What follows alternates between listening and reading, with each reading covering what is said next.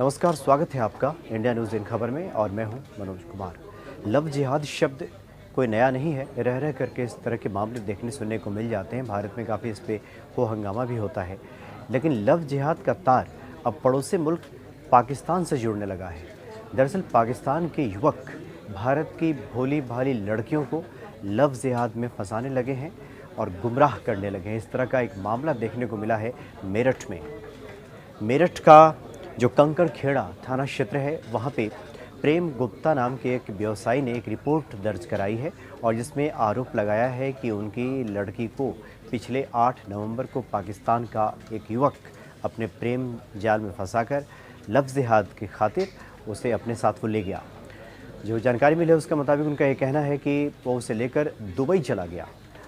उन्होंने अपनी रिपोर्ट जो लिखाई है उसमें इस बात का जिक्र किया है कि इंस्टाग्राम और फेसबुक के जरिए उनकी बेटी से नदीम नाम के युवक ने, जिसका घर पाकिस्तान में है, उसने जान पहचान बढ़ाई, प्रेम जाल में फंसाया और उसके बाद वो उसे लेकर दुबई चला गया। पुलिस ने जब उस नदीम नाम के शख्स का फेसबुक अकाउंट और इंस्टाग्राम खंगाला तो उसमें लिखा हुआ पाया गया था लव पाकिस्तान और आई हेट इंडिया, इस तरह के शब्द का इस्तेमाल किया गया है। प्रेम गुप्ता ने जो रिपोर्ट दर्ज कराई है उसमें इस बात का जिक्र किया है कि कई बार वो इसका विरोध भी किए थे, अपनी लड़की को समझाया भी था, लेकिन चूंकि वो अक्सर इंस्टाग्राम और फेसबुक के माध्यम से जुड़ी रहती थी, फ़ोन पे बातचीत होती थी और पिछले 4 नवंबर को उसने अपना पासपोर्ट बनवाया था और फिर 8 नवंबर की सुबह वो लापता हो गई।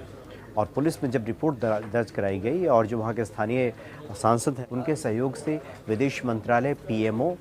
से जब जानकारी मांगी गई तो ये पता चला कि जो नदीम नाम का युवक है वो उसी रात यानी 8 नवंबर की रात में ही, चूँकि सुबह 8 नवंबर की सुबह से वो लापता है लड़की, 8 नवंबर की रात में ही वो दिल्ली एयरपोर्ट से लेकर उसे वो दुबई चला गया। उसके बाद PMO और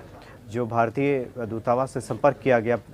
दुबई में भारतीय दूतावास से, तो फिर दूतावास के अधिकारियों ने पीड़ित पिता से बात की है और ये कहा है कि सारे डिटेल्स मांगा है। तो पीड़ित पिता ने जो तस्वीर हम आपको दिखा रहे हैं ये नदीम की तस्वीर है और जो एक ट्वीट करके उन्होंने उस पर टैग किया है और भेजा है वहाँ पे, और उसके बाद वहाँ पे आश्वासन दिया है दुबई के अधिकारियों ने कि वो उस लड़की की तलाश करेंगे और पूरे मामले की छानबीन करेंगे। हालांकि लड़की के पीड़ित पिता का ये भी कहना है कि शुरुआती दौर में कंकड़ जो थाना क्षेत्र है, कंकड़ खेड़ा, जो थाना के अधिकारी हैं उन्होंने रिपोर्ट दर्ज करने में देर की। उसके बाद उन्होंने सोशल मीडिया के माध्यम से यानी ट्विटर अकाउंट के जरिए सबसे पहले सांसद को टैग करके उन्होंने ट्वीट किया और उसके बाद PMO, फिर विदेश मंत्रालय, विदेश मंत्री, ये तमाम जो संस्थाएं हैं वहाँ पे उन्होंने जब ट्वीट किया उसके बाद पुलिस हरकत में आई और ये तमाम एजेंसियाँ हरकत में आई, तब जाकर कार्रवाई शुरू हुई है। तो उनका ये आरोप है कि जो बातचीत होती थी लड़की और उस नदीम जो कि आरोपी है उससे, इस आधार पे उन्होंने कहा कि कुछ सबूत उन्होंने सौंपे हैं पुलिस को, जिससे इस बात का सबूत मिलता है, इस बात की तस्दीक होती है कि नदीम नाम का शख्स उसे प्रेम जाल में फंसाने के पीछे जो उसका मकसद था वो लव जिहाद था, यानी कि प्रेम के नाम पे धर्म का परिवर्तन कराना। इस तरह की बात भी निकल कर सामने आई है। फिलहाल अभी मामला वहाँ